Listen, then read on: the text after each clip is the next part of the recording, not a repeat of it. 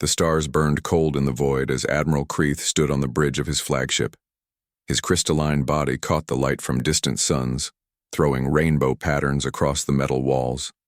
Behind him, 1,000 Velkoth warriors worked, at their stations.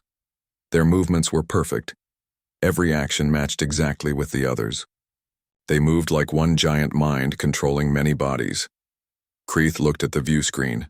Below them, the planet Xerion spun slowly. Its blue oceans and green lands looked peaceful. But peace would not last long. The Velkoth Empire had come to claim another world. All ships report status, Kreeth commanded. His voice echoed through the communication channels to every vessel in his fleet. 200 ships floated in perfect formation around Xerion. Each ship was exactly where it should be. No mistakes, no disorder. This was how the Velkoth fought wars. "Admiral," said Commander Vextar, stepping forward. "The planet's defense fleet has been destroyed. 15 ships. They lasted 12 minutes. Kreeth nodded. 12 minutes was longer than most. The aliens of Xerion had tried to fight. They had small, fast ships with energy weapons. But speed meant nothing when facing the Velkoth. Organization always won against chaos. "Open communication channels to all inhabited worlds in this sector," Kreeth ordered. "It is time for another lesson." The main screen changed. Instead of showing Xerion, it now displayed dozens of alien faces, bird-like Syrians with bright feathers, nautiloids with their large wet eyes, Chitauri with their insect features. All of them looked afraid. Fear was good. Fear made surrender easier. Kreeth walked closer to the screen. His crystal shell reflected the lights, making him appear even more frightening. "I am Admiral Kreeth of the Velkoth Empire. You have witnessed the fall of Xerion. This is what happens to worlds that resist us." One of the Syrian leaders spoke up. His feathers were shaking. "Admiral, please. Our worlds pose no threat to your empire. We are peaceful traders. We have families, children." "Your weakness is noted," Kreeth interrupted. "The Velkoth Empire does not negotiate with the weak. We are the perfect warriors. We evolved for war while you evolved for trade and art and other useless things. No species in this galaxy understands warfare like we do." The Admiral moved to the center of the bridge. Every Velkoth warrior stopped, working, and turned to face him. They all moved at exactly the same time. It was beautiful and terrifying. "Look at us," Kreeth continued, spreading his arms wide. "We think as one mind. We move as one body. We fight as one weapon. When we attack, every shot is perfectly aimed. Every ship moves to the right place at the right time. We do not make mistakes because we do not think like individuals. We are evolution's answer to war itself." A nautiloid representative tried to speak.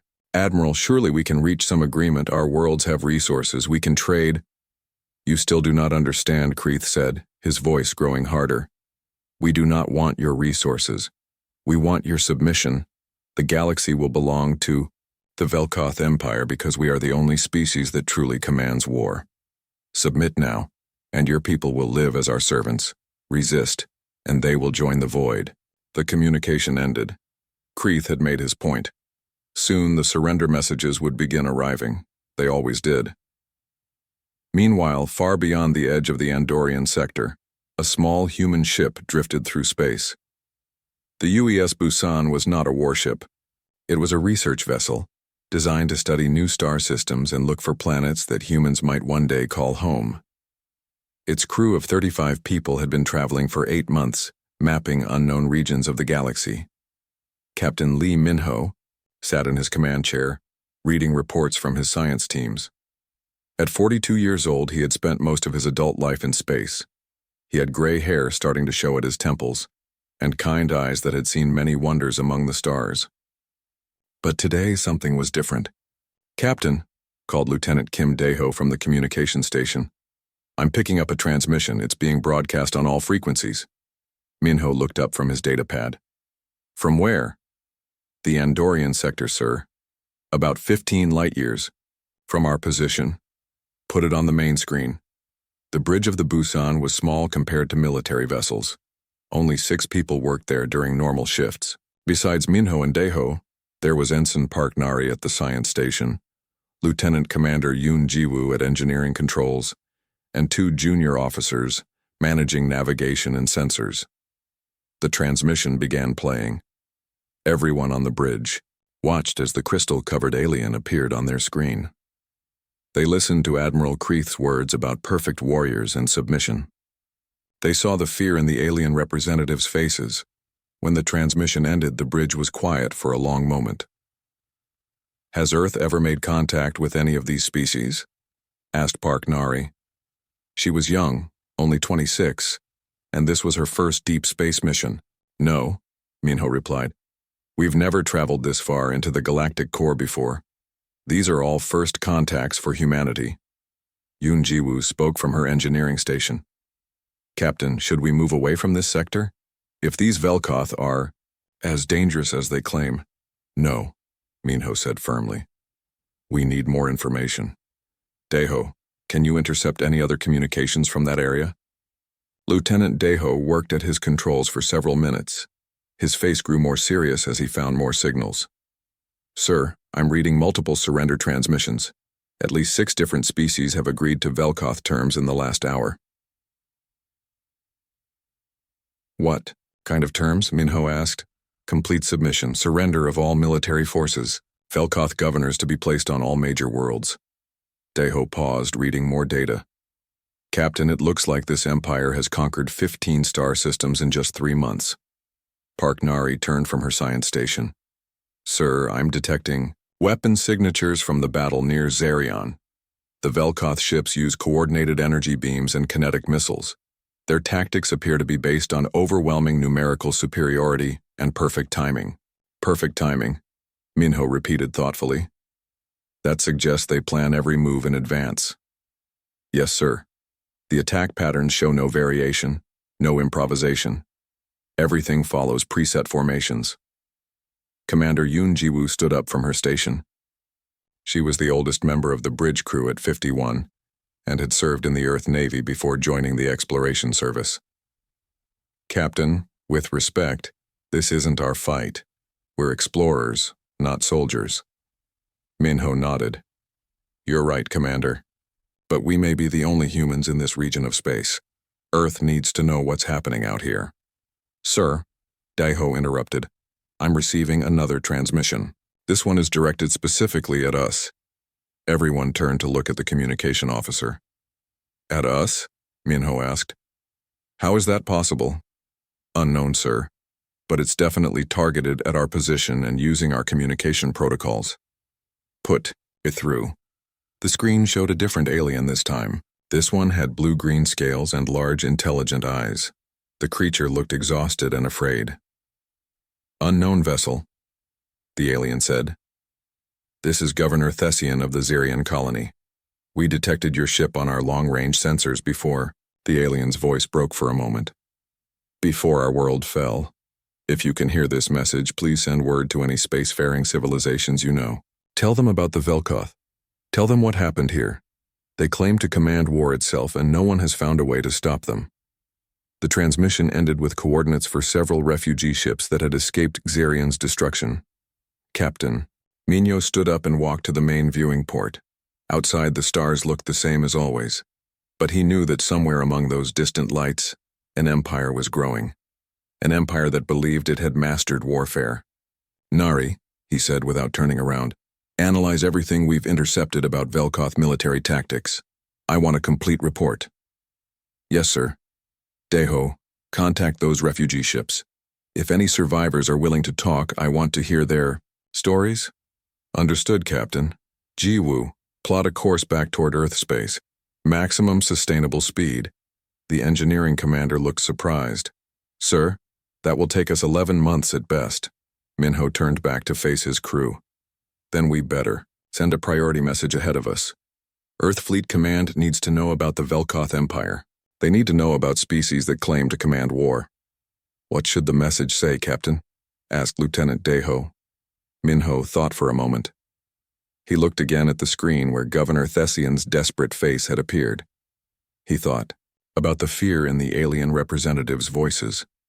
He considered the cold confidence of Admiral Kreith. Tell Earth Command that we've discovered a military empire that has conquered 15 star systems using superior tactics and organization. Tell them the Velkoth believe they are the galaxy's perfect warriors. And tell them.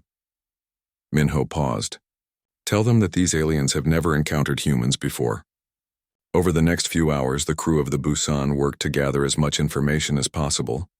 They contacted 3 refugee ships and spoke with survivors from different worlds. The stories were all similar. The Velkoth would arrive with overwhelming numbers. They would demonstrate their perfect coordination and tactical superiority. Then they would offer terms: surrender or die. Most species surrendered. The few that chose to fight were destroyed quickly and efficiently. The Velkoth never seemed to lose ships in these battles. Their formations were too perfect. Their Tia. 6 days after Captain Lee Minho sent his message, Admiral Choi Hyunwoo sat in his office on Luna Station, reading the transmission for the 3rd time. Rain fell against the massive viewing windows that looked out over the lunar surface. Earth hung in the black sky like a blue marble, peaceful and beautiful. But the Admiral's mind was not on peaceful things. Hyunwoo was 63 years old and had commanded Earth Fleet for 8 years. His gray hair was cut short in military style, and his dark eyes showed the weight of many difficult decisions. He had fought in the Martian independence wars 15 years ago. He had seen what happened when humans went to war. Now, apparently, war might be coming to them. Computer, connect me to General Nam Soo-jin and Dr. Kang Min-ji, he said aloud. Within minutes, 2 figures appeared on his holographic display. General Nam Soo-jin was at the Marine Training Center on Europa. She was younger than Hyunwoo, only 45. But she had more actual combat experience than anyone else in Earth's military. Her black hair was pulled back tightly, and her uniform was perfect as always. Dr. Kang Min-ji appeared from her laboratory on Earth. At 38, she was the leading expert on alien biology and psychology. She had studied every form of life humans had encountered in their expansion into space. Her workspace behind her was filled with star charts and biological data displays. You've both read Captain Minho's report? Admiral Hyunwoo asked. Yes, sir. General Soo-jin replied immediately. The Velkoth Empire represents a clear threat to human expansion and potentially to Earth itself. Dr. Min-ji nodded more slowly. Admiral, the psychological profile is concerning. These Velkoth appear to have evolved as a hive mind species. Individual creativity has been replaced by collective coordination. That makes them extremely effective at conventional warfare. Conventional warfare, Hyunwoo repeated. What about unconventional warfare? That's harder to assess without more data, Dr. Min-ji said. But hive mind species typically have difficulty adapting to unexpected situations. They plan perfectly, but they don't improvise well. General Soo-jin leaned forward. Admiral, I recommend immediate military deployment to the Andorian sector. We should assess the threat level directly and potentially make contact with surviving allied species. With what forces? Hyunwoo asked. Our nearest ships are months away from that region. The Sol is completing its shakedown cruise in the Centauri system, Soo-jin replied. Captain Shin Taehyung's crew has been training on the new quantum weapon systems. The ship could reach the Andorian sector in 3 weeks. Dr. Min-ji looked concerned. General, sending one ship against an empire that has conquered 40 worlds seems exactly like something humans would do, Soo-jin interrupted. Doctor, with respect, you study aliens. I study war. These Velkoth have been successful because they fight predictable enemies with predictable tactics. They've never faced humans.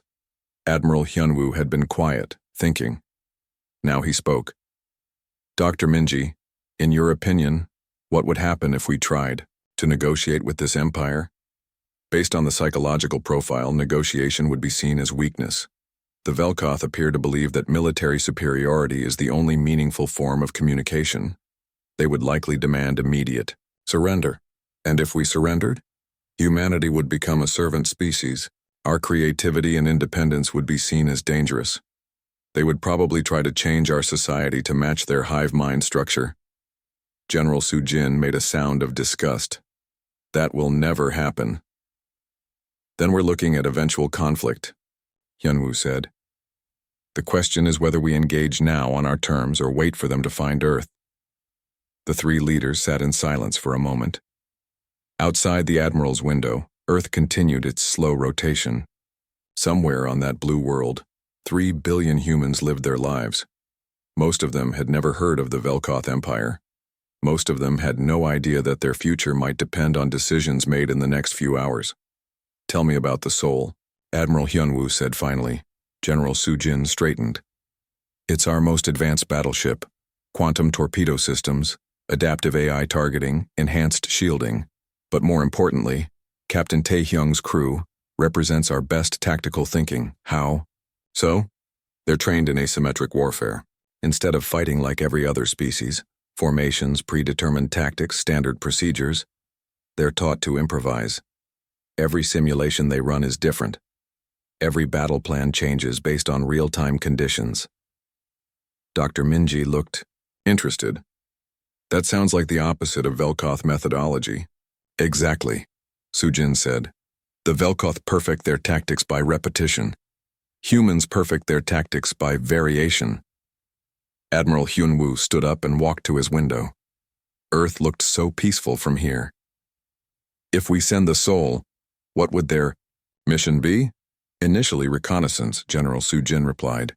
Assess Velkoth capabilities, make contact with refugee populations, gather intelligence. And if they're discovered? Then Captain Taehyung improvises. The Admiral turned back to face the holographic displays. Dr. Minji, what's your assessment of the risks? High, Admiral, but the alternative may be worse. If the Velkoth continue expanding, they will eventually reach human space. When that happens, they'll arrive with the combined resources of hundreds of conquered worlds. Better to face them now, while they only control 40 worlds? Better to face them before they know we exist. Admiral Hyunwoo made his decision. General Soo-jin, contact Captain Taehyung. The Soul is to depart for the Andorian sector immediately. Mission parameters, gather intelligence, assess threat level, and... He paused. And demonstrate human capabilities if necessary. Understood, sir. Dr. Minji, I want a complete xenological profile of the Velkoth sent to the Soul. Everything we can deduce from Captain Minho's data. I'll have it ready within 12 hours. 2 days later, Captain Shin Taehyung stood on the bridge of the UES Soul as it prepared to depart Centauri Station. He was 35 years old and had been commanding starships for 6 years. Unlike many military officers, he had studied history and philosophy before joining the Navy. He believed that understanding why humans fought was more important than understanding how they fought. The Soul was beautiful and deadly. Its hull was dark gray, almost black, with lines that seemed to flow like water frozen in motion. The ship was 800 meters long and carried a crew of 200, but it was not the size that made it special. It was the technology and the people who used it. All stations report ready, Captain, said Commander Ojina, his first officer. She was 32 and had served with Taehyung for 3 years. They worked together like dancers who had practiced the same routine many times. Engineering reports quantum drive ready for jump, called Lieutenant Han Wubin from the weapons station. He was only 28 but had top scores in every tactical simulation Earth fleet had ever created. Navigation has our course laid in, reported Chief Petty Officer Lim So-young. She managed the Soul's shield and sensor systems with an expertise that bordered on instinctive. Marines are secured for departure, added Sergeant Major Bae Dong-yun over the communication system. His voice carried the confidence of someone who had never lost a battle. Captain Taehyung looked around his bridge. These were good people. Smart people. People who could think for themselves and work together without losing their individuality. The Velkoth had never faced anything like them. Take us out, Chief Lim. The Soul moved away from Centauri Station like a shadow sliding across. The stars. Within an hour, they were far enough from the star's gravity well to engage their quantum drive. Jump in 3, 2, 1. Engage. Space twisted around them, and the Soul vanished from the Centauri system.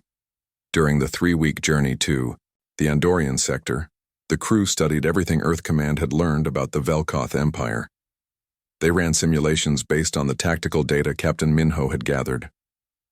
They practiced scenarios that conventional military doctrine said were impossible. Dr. Minji's xenological report made for interesting reading.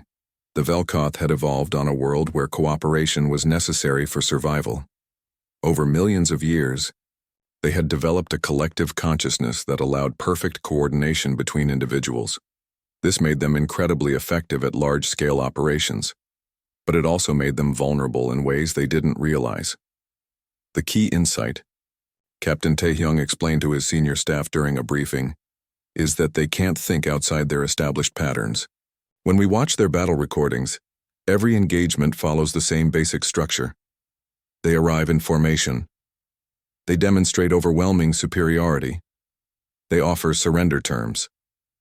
If the terms are refused, they attack with predetermined tactics. What happens if we don't follow their script? Asked Commander Ojina. That's what we're going to find out. Lieutenant Han Wubin was studying weapon data on his personal tablet. Captain, their ships appear to be heavily armed, but not particularly well shielded. They rely on not being hit rather than surviving hits. Meaning, their tactics assume they can control the range and timing of combat. If someone forced them into close-range fighting, they might not be prepared for it. Taehyung finished. Good observation, what else? Chief Lim So-young spoke up. Sir, their communication systems seem to be constantly active. They coordinate everything in real time. If we could disrupt those communications, the soul dropped out of quantum space at the edge of the Zirion system, like a ghost materializing from the void. Captain Shin Tae-hyung stood on his bridge, watching the tactical display update with new information. What he saw made his jaw tighten. 200 Velkoth ships hung in perfect formation around the planet Zirion. Their crystalline hulls caught the light from the system's star, creating a spectacular display of reflected rainbows. It would have been beautiful if it weren't so menacing. Sensor sweep complete, Captain, reported Chief Lim So-young. I'm reading massive energy signatures from the Velkoth fleet.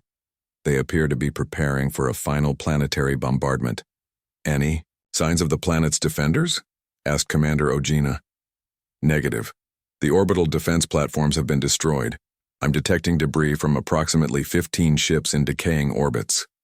Captain Taehyung studied the display. The Velkoth formation was exactly what Dr. Minji's report had predicted. Ships arranged in precise geometric patterns, each vessel maintaining perfect distance from its neighbors. No wasted movement, no redundancy. It was militarily efficient and completely predictable. Lieutenant Wubin, analysis of their weapons systems? The young tactical officer worked at his station for several minutes before responding. Sir, they're using coordinated energy beams and kinetic missile systems. The interesting thing is that every ship fires at exactly the same moment. They're not targeting individual threats. They're creating overlapping fields of destruction. Overlapping fields, Taehyung repeated thoughtfully. That suggests they expect their enemies to maintain formation as well. Yes, sir. Their tactics assume the enemy will fight conventionally. Sergeant Major Bae Dong-hyun's voice came over the communication system from the marine deck. Captain, are we going to help the people on that planet? Taehyung looked at the planet on his screen. Zirion was beautiful, with blue oceans and green continents. Somewhere down there, millions of beings were waiting to discover their fate. The Velkoth would either accept their surrender or destroy their civilization.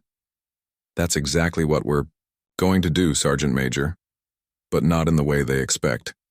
The captain turned to his crew. All right, people. We're about to make first contact with a species that believes it commands war itself. They've never lost a battle. They've never encountered resistance they couldn't overcome. Today that changes. Sir, Commander Ojina said quietly, there are 200 of them and one of us, which means they'll underestimate us. Taehyung smiled grimly. Chief Lim, take us closer. I want to decloak right in the middle of their formation. Sir? Chief Lim looked surprised. That would put us in weapons range of 50 ships simultaneously. Exactly. They won't expect anyone to be that aggressive. Their perfect formation becomes a trap if we're already inside it. The Soul moved forward under its cloaking field. The advanced stealth system was one of humanity's most closely guarded technologies. It didn't just hide the ship from sensors. It made it functionally invisible until the crew chose to reveal themselves. As they approached the Velkoth fleet, Captain Tae-hyung opened a channel to all stations. "This is the captain. In approximately 5 minutes, we're going to announce humanity's presence to the galaxy. Every one of you represents 3 billion humans who have never backed down from a fight. Show these aliens what that means." The Soul slipped between the Velkoth ships like a shadow moving through a crystal garden. The alien vessels maintained their perfect spacing, unaware that a human warship was now positioned at the exact center of their formation. "We're in position, Captain," Chief Lim reported. "Decloak us." The Soul suddenly appeared on every Velkoth sensor screen simultaneously. Admiral Kreeth, who had been reviewing surrender terms from 3 more species, looked up in shock as his officers reported the impossible. "Admiral," called one of his subordinates, "an unknown vessel has appeared inside our formation." "Impossible. Our sensors monitor all space within 10 light hours. Nothing could approach without detection." "Sir, it's right there." The Velkoth officer pointed at the tactical display. A sleek, dark ship hung in space exactly where their formation was weakest. Admiral Kreeth studied the new vessel. Its design was unlike anything in Velkoth databases. The hull seemed to flow like liquid metal, and the weapon emplacements were positioned in patterns that made no tactical sense according to established military doctrine. "Scan the ship. Identify its species and capabilities." "Sir, the scanning is being blocked. The vessel appears to be using some form of adaptive shielding." "Then we will ask them directly." Admiral Kreeth activated the fleet-wide communication system. "Unknown vessel, you have entered Velkoth space during military operations. Identify yourself and state your intentions." On the Soul's bridge, Captain Tae-hyung received the transmission.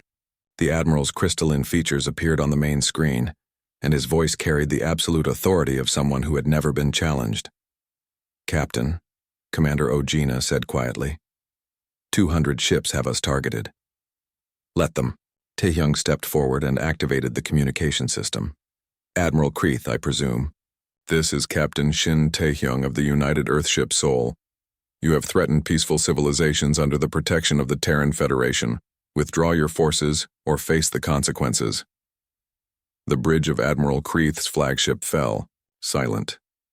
Every Velkoth officer turned to stare at their admiral. No species had ever spoken to them this way. No single ship had ever demanded that the entire Velkoth fleet withdraw. Admiral Kreeth began to laugh. The sound was like grinding crystal, sharp and unpleasant. "Captain Tae-hyung, you command 1 ship. I command 200. You are surrounded and outnumbered. Surrender immediately and your crew will be allowed to live as servants of the Empire." "Admiral," Captain Tae-hyung replied calmly, "you misunderstand the situation. You may command 200 ships, but I command something more valuable." "And what is that?" "Chaos." Before Admiral Kreeth could respond, the Soul opened fire. But not in any pattern the Velkoth had ever seen. Lieutenant Wubin targeted 3 ships simultaneously with quantum torpedoes that moved in curved paths instead of straight lines.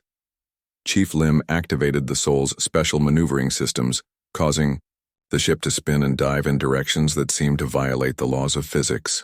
The Velkoth formation, designed for perfect coordination, became a liability as ships found themselves firing at positions where the Soul no longer was. "Impossible," Admiral Kreeth breathed as he watched the human ship dance between his vessels, like a leaf caught in a hurricane. "How are they moving like that?" "Admiral," one of his officers reported, "the enemy ship's movements don't follow any known tactical doctrine. They appear to be improvising their maneuvers in real time." Improvising? The concept was alien to Velkoth thinking. Ships cannot improvise. Tactics must be calculated and coordinated. But the Soul continued to prove him wrong. Captain Tae-hyung's crew worked together with a fluid creativity that the Velkoth couldn't comprehend. Each officer anticipated what the others would do, but not because they were following a predetermined plan. They were responding to the battle as it developed, adapting their tactics moment by moment. Chief Lim, bring us around to bearing 270. Lieutenant Wubin, target their communication array on the flagship. Sir, that will put us directly between 15 enemy ships. I'm counting on it. The Soul spun through space, using the Velkoth, ships themselves as cover. Admiral Kreeth found himself in the impossible position of being unable to fire at the human ship without hitting his own vessels. All ships, modify formation to Pattern 7, he commanded. But Pattern 7 was designed for fighting enemies who stayed in predictable positions. The Soul was already moving to a new location before the Velkoth ships could complete their repositioning. Lieutenant Wubin fired a series of quantum torpedoes that struck the flagship's communication array. Suddenly, Admiral Kreeth's perfect coordination began to break down. Individual Velkoth captains, cut off from the hive mind's guidance, hesitated for crucial seconds before acting. Captain, Commander Ojina reported, their response time is increasing. Without constant communication, they're having trouble coordinating. Exactly what we hoped for. Sergeant Major Bay, are your teams ready? Yes, sir. Marine boarding parties standing by. Deploy. The Soul launched a series of small craft that moved like angry wasps toward the nearest Velkoth ships. But these weren't conventional boarding shuttles. They were equipped with the same adaptive technology as the Soul itself, making them nearly impossible to target effectively. Sergeant Major Bae Dong-yun led the first boarding team onto a Velkoth cruiser. What they found surprised them. The ship's interior was like a crystal maze, beautiful but sterile. The Velkoth crew moved with mechanical precision, but when confronted with opponents who didn't follow established patterns, they seemed confused. These aliens fight like robots, Bae reported over his communication link. They know exactly what to do against conventional boarding parties. But we're not conventional. Instead of trying to capture the ship, Bae's teams planted explosive charges on critical systems and retreated.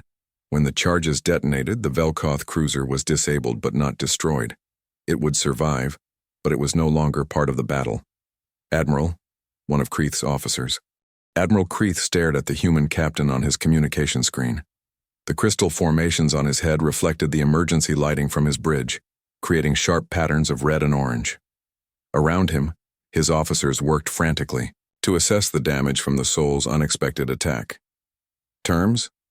Kreeth's voice carried a mixture of anger and confusion. You speak of terms after attacking a superior fleet? This is not how warfare is conducted. Captain Taehyung remained calm. Admiral, you're right. This isn't how warfare is usually conducted. But then again, you've never fought humans before. Humans. Kreeth said the word like he was tasting something bitter. Your species designation was not in our databases. Where do you come from? A place where we learned that the best way to win a war is to change the rules while you're fighting it. Kreeth cut the communication and turned to his tactical officers. Status report. Admiral, we have suffered damage to 17 vessels. The enemy ship appears to be using weapons technology we have never encountered. Their torpedoes can change direction during flight. And their movements? Completely unpredictable, sir. Our targeting computers cannot calculate firing solutions, because the enemy ship never maintains course or speed for more than 30 seconds. Kreeth moved to the central command platform. Around him, the bridge crew waited for orders. For 800 years, the Velkoth had perfected the art of coordinated warfare. Every battle followed established patterns. Every victory came through superior organization and overwhelming force. But these humans seemed to ignore every principle of proper military conduct. Admiral, another officer reported, long-range sensors show additional ships approaching from multiple vectors. More human vessels? Unknown, sir. The sensor signatures are chaotic. On the Soul's bridge, Captain Taehyung received a priority communication from Chief Lim. Captain, I'm detecting Governor Thessian's refugee fleet approaching from the outer system. 47 ships of various types. Perfect timing. Taehyung said. Open a channel to all refugee ships. Governor Thessian's face appeared on a secondary screen. The alien leader looked exhausted but hopeful. Captain Taehyung, we came as quickly as we could, but our ships are not military vessels. How can we help? Governor, I need you to do exactly what I tell you. Can your ships maintain formation? Yes, but don't maintain formation. I need you to fly like you're trying to escape in 47 different directions. Governor Thessian looked confused. Captain, that would create complete chaos in local space. Exactly. What happened? Next would be studied in military academies across the galaxy for decades to come. The refugee fleet scattered across the Zerion system like seeds thrown into a hurricane. Each ship chose its own course, its own speed, its own destination. To the Velkoth sensors, it looked like random panic. But Captain Taehyung saw opportunity in the chaos. Lieutenant Wubin, are you tracking the refugee ships? Yes, sir. 47 vessels on completely independent courses. Use them. The Soul suddenly accelerated toward the nearest refugee ship, a cargo vessel that was fleeing toward the system's outer planets. To Admiral Kreeth, it appeared that the human warship was pursuing helpless civilians. All ships, intercept the enemy vessel, Kreeth commanded. Protect the civilian craft.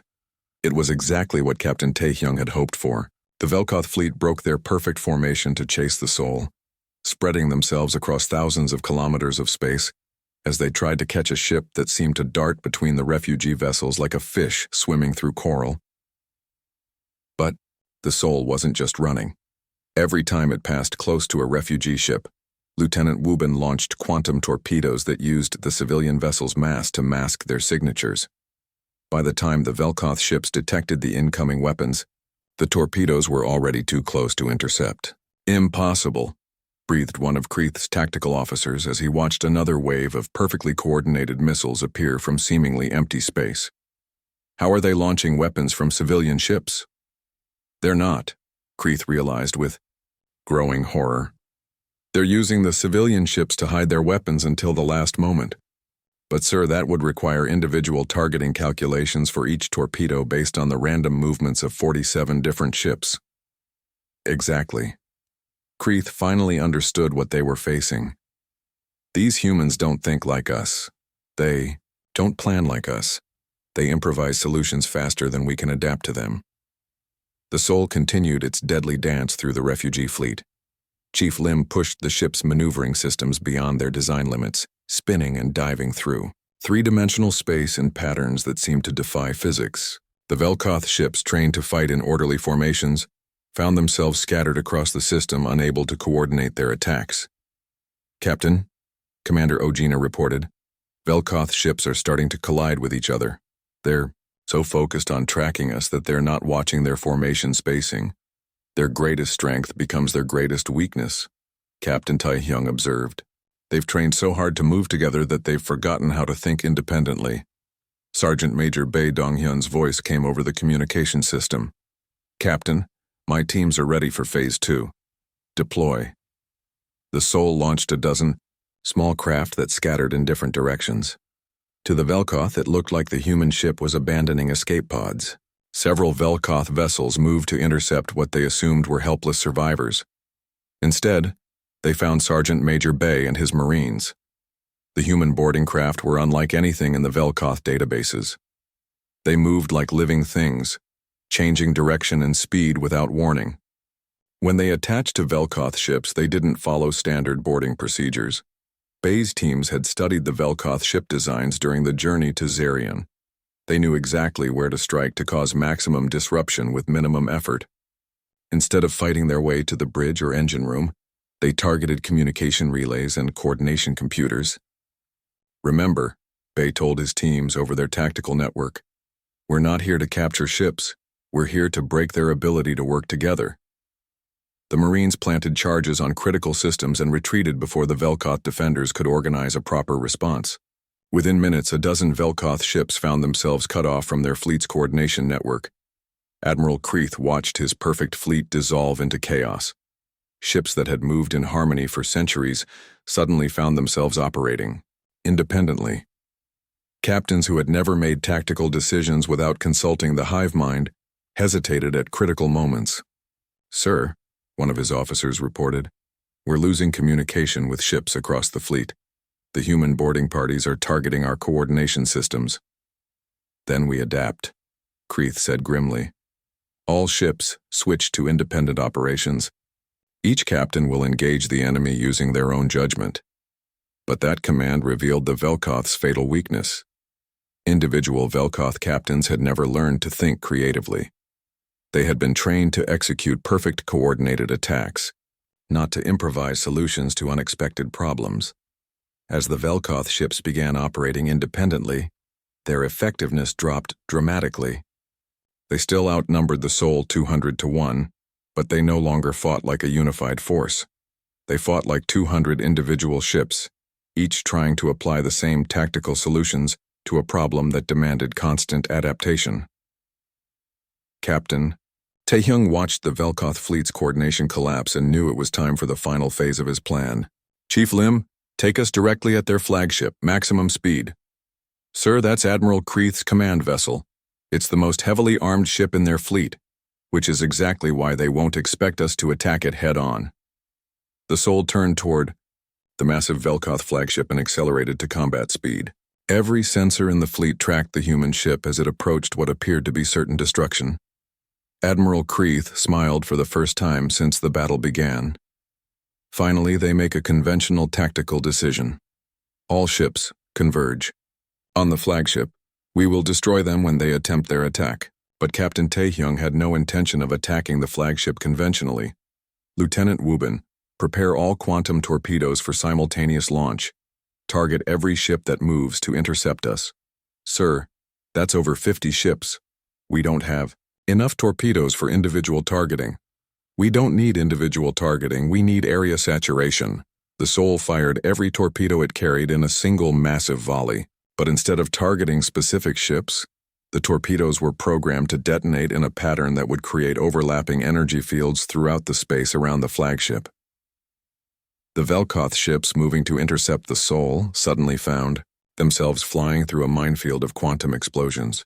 Their perfect formation, designed to maximize firepower and minimize vulnerability, became a death trap as energy cascaded from ship to ship.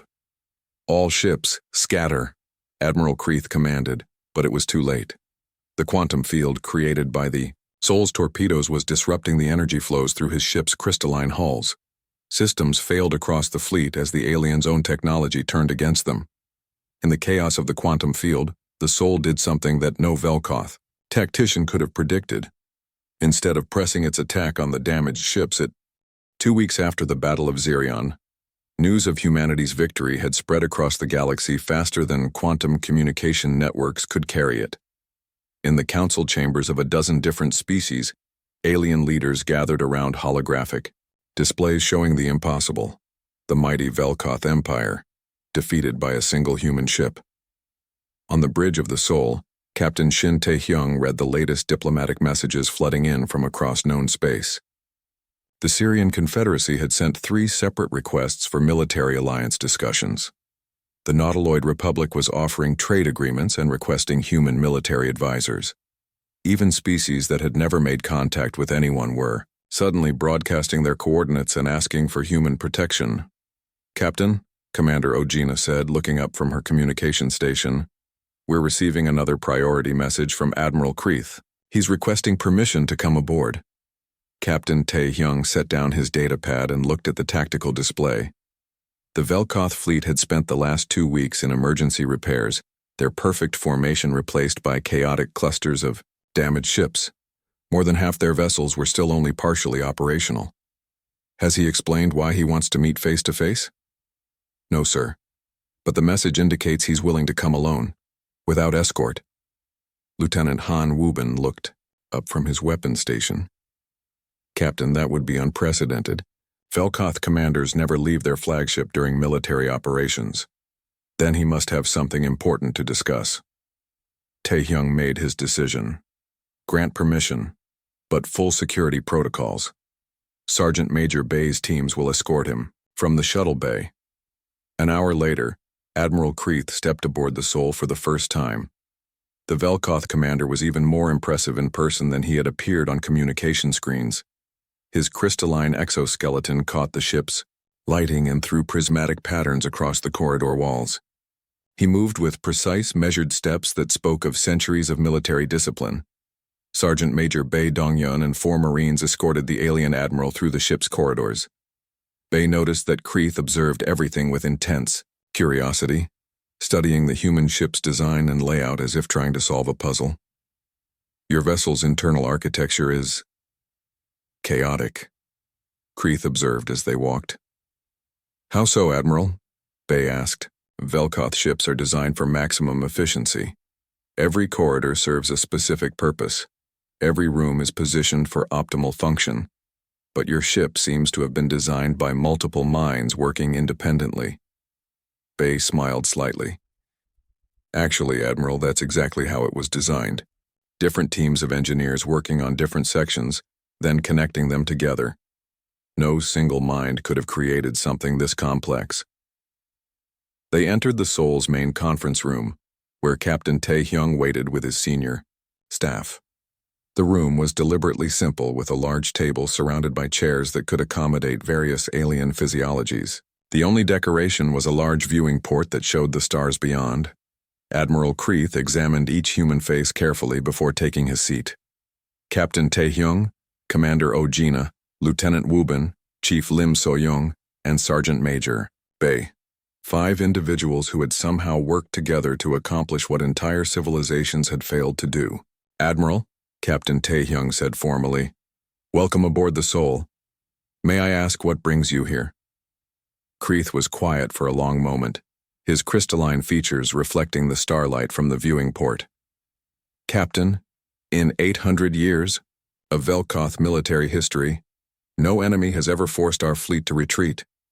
No species has ever defeated our coordinated tactics. No single ship has ever survived combat against a full Velkoth battle group. And now, Tae-hyung asked, now I must understand how it was possible. Dr. Kang Minji's voice came over the communication system from Earth. She had been monitoring the meeting remotely, ready to provide xenobiological expertise if needed. Admiral Kreeth, if I may ask, how does your species normally learn about new military tactics? Kreeth turned toward the communication speaker. All knowledge is shared through the collective consciousness. When one Velkoth learns a new technique, all Velkoth learn it simultaneously. This allows us to perfect our strategies across the entire species. And that knowledge is coordinated centrally? Yes. Perfect coordination requires perfect information sharing. Captain Tae-hyung leaned forward. Admiral, may I show you something? At Tae-hyung's signal, Lieutenant Woo-bin activated a holographic display showing the Battle of Xerion from multiple perspectives. The humans watched as their own tactics played out in 3-dimensional detail. Tell me, Admiral, when you watch this battle, what do you see? Kreeth studied the display intently. I see chaos. Your ship's movements follow no established patterns. Your weapons fire appears random. Your coordination with the civilian vessels makes no tactical sense. And yet we won. Yes. Kreeth's voice carried a note of frustration. You won using techniques that should not work. Commander Oh-jina spoke up. Admiral, may I ask how Velkoth commanders are trained? We study every successful battle in our history. We memorize the optimal responses to every tactical situation. We practice until our coordination is perfect. And what happens when you encounter a situation that's not in your historical database? Kreeth was quiet for a moment. That has never happened before? Until now, Lieutenant Woo-bin said quietly. Chief Lim So-young activated another section of the holographic display. Admiral, watch this sequence where we use the refugee ships to mask our torpedo approach. How would Velkoth doctrine handle that situation? It would not occur, Kreeth replied immediately. Velkoth forces do not use civilian vessels in combat operations. It is inefficient and unpredictable. But if it did occur, we have no established response to such tactics. Captain Tae-hyung stood up and walked to the viewing port.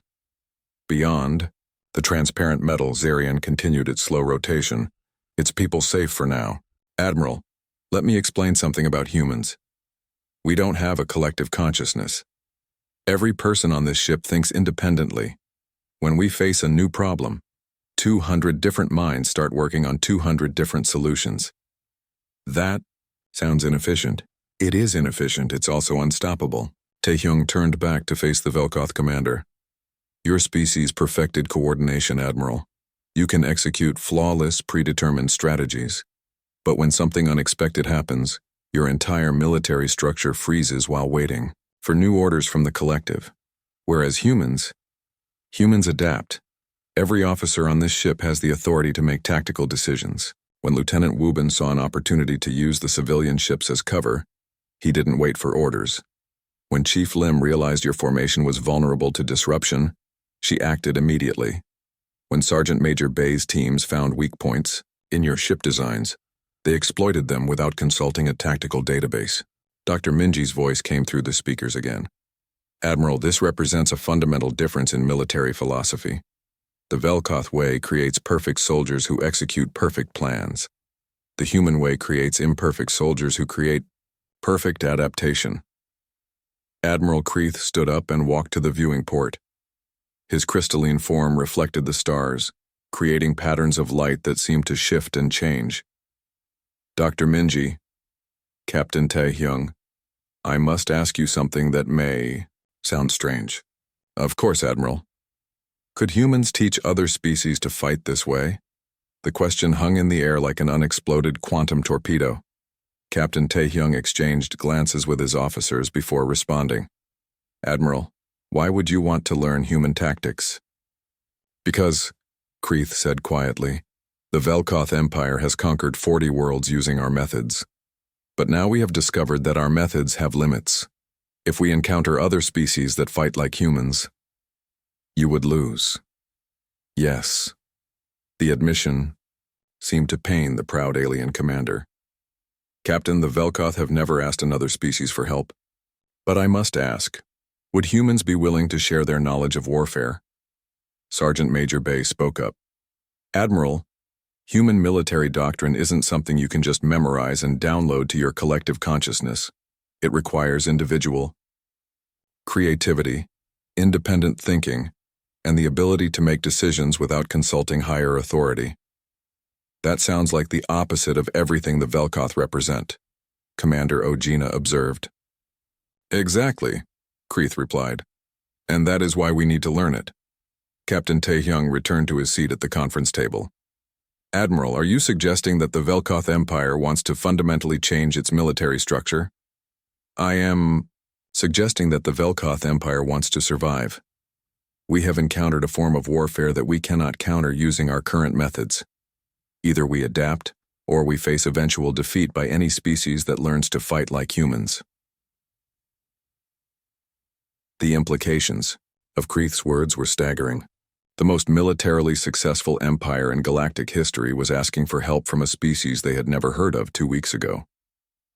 There would be conditions, Captain Taehyung said carefully. What conditions? First, the Velkoth Empire ends, its expansion. No more conquered worlds. Kreeth nodded. Acceptable. Second, the worlds you've already conquered are given the option of independence or voluntary association. That would be difficult. Many of our subjects, Admiral, Dr. Minji's